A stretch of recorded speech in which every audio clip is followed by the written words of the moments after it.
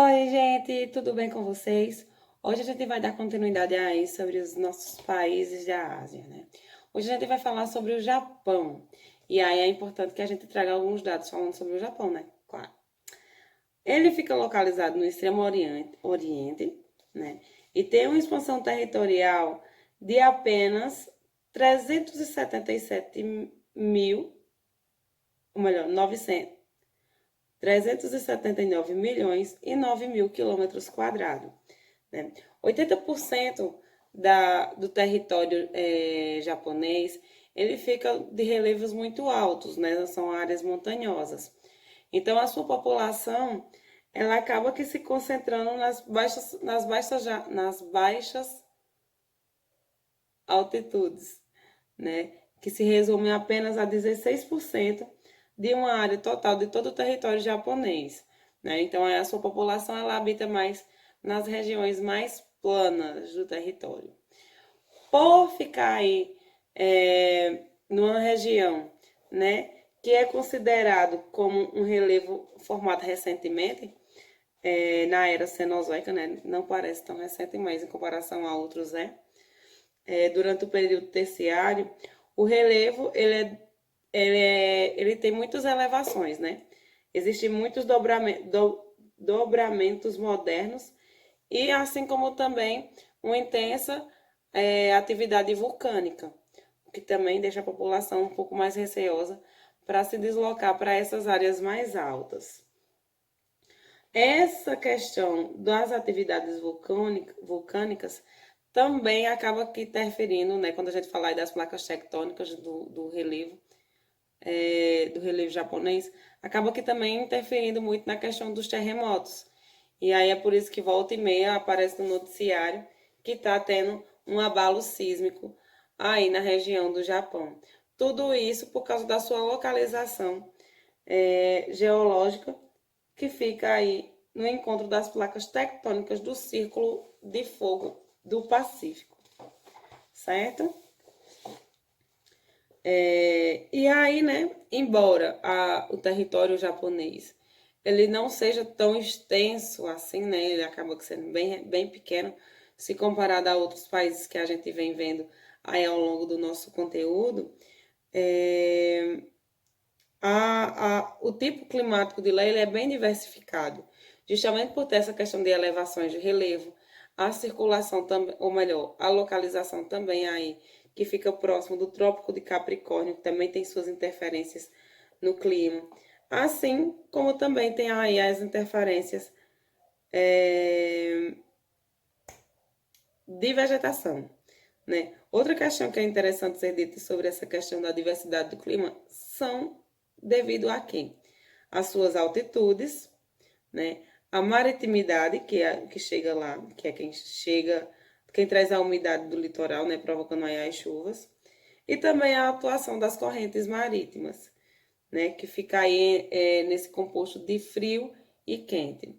E todas essas condições climáticas, ou melhor, todas essas interferências que ajudam a formar aí as condições climáticas, elas também servem para trazer uma diversidade da vegetação muito grande.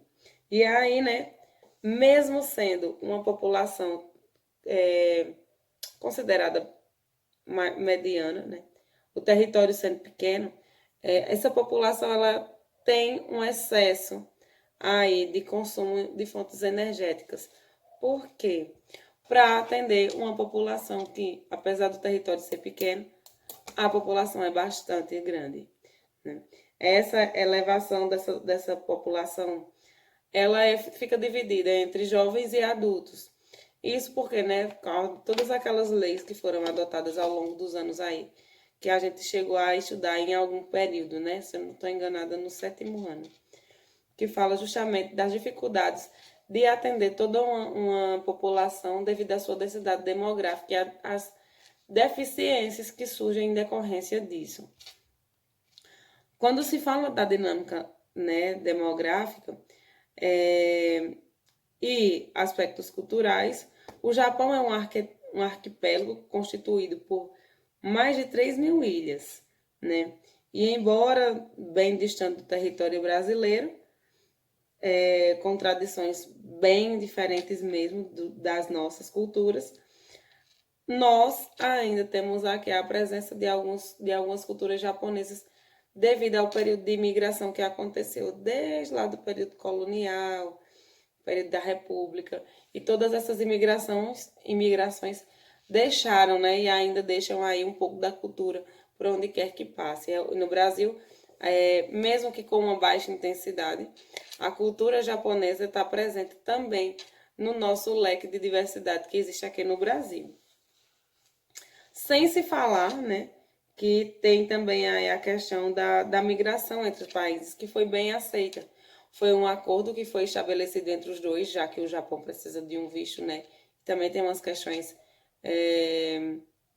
territoriais, índice populacional, que precisa ter aí um controle maior. Então, o Brasil acabou que entrando num acordo com o Japão que permite a questão da imigração entre os dois países.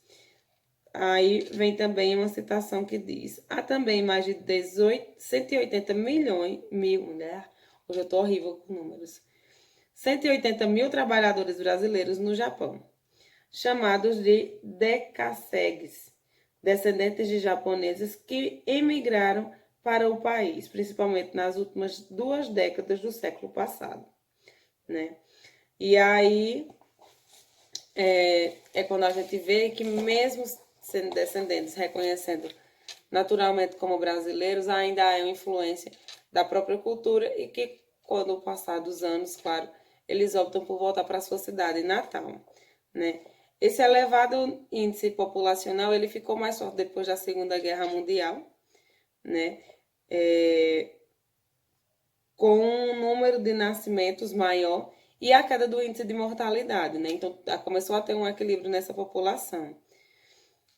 Claro, né, não diferentemente de outros países, essa população ela se concentra com maior índice nas áreas urbanas, devido à oferta de emprego, né, aí com a chegada dos processos industriais e tudo mais. É o verdadeiro chama para as grandes metrópoles. O envelhecimento dessa população, né, segue os mesmos padrões de qualquer outra população mundial, de países desenvolvidos ou em desenvolvimentos, né? E, claro, que devido aí ao seu índice ser maior entre jovens e idosos, ou melhor, adultos e idosos, há toda uma política gestacional, né? Gestacional é isso mesmo, para atender com maior ênfase a essas populações nessa faixa etária. Quando a gente fala dos recursos naturais, né, do Japão, o que é que acontece? A produção natural de muita matéria-prima, como carvão mineral, petróleo, as próprias jazidas, de uma forma geral, elas são muito escassas no Japão. E isso faz com que a compra de matéria-prima em outros países seja em grande intensidade, né? E aí isso traz um destaque maior para o Japão, porque ele torna-se um exemplo, né? Já que tem seus recursos naturais limitados, mesmo com essa questão de exportar, melhor, de importar matéria-prima para o próprio Japão, ele ainda tem aí um dos maiores desenvolvimentos econômicos, né? Que aí, né, é quando a gente chega na questão das atividades industriais e tecnológicas, né? O Japão, ele é uma das grandes forças da economia mundial, ganhando destaque justamente para os setores industriais. As primeiras indústrias japonesas foram implantadas no final do século XIX, quando se deu início ao processo de industrialização e modernização do país. Atualmente, o setor industrial é bastante diversificado e produz tanto produtos básicos, como aço e papel, quanto equipamentos altamente tecnológicos. E aí, quando fala de forma geral, o Japão ele deslancha aí no meio de automóveis, de motocicleta. A Hyundai, que é uma marca bem famosa, é japonesa, certo? Já a sua economia, né? O Japão é uma das principais economias do mundo, mas é bastante vulnerável devido à sua situação de mercado, já que ele precisa importar mais do que exportar para poder produzir, né? E isso deixa ele aí, né, numa situação um pouco desejável, certo?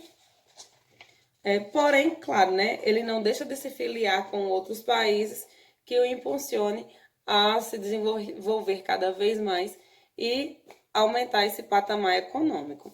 Tá certo, gente? Então, sobre o Japão, a gente faz um pequeno resumo hoje. Para a atividade é da página 201, né? Espero que tenham gostado e em breve a gente se encontra novamente, tá certo? Um grande cheiro para vocês e até mais.